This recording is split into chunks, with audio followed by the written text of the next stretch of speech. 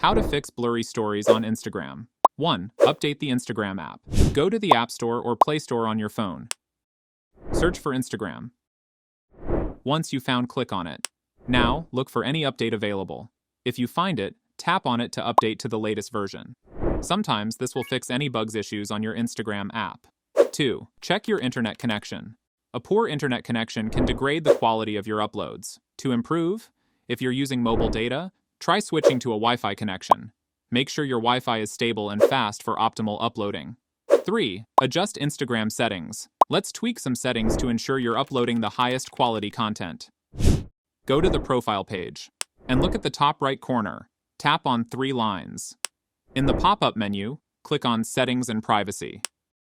Then scroll down and look for the App and Media section. In this, click on Media Quality. Now make sure to enable Choose Upload at highest quality to upload your stories at their best. 4. High bitrate for videos.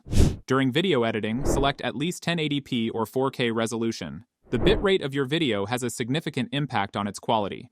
Choose the highest bitrate possible to retain more data and enhance video quality. Now upload a high bitrate video into your story to fix the issue. And that's it.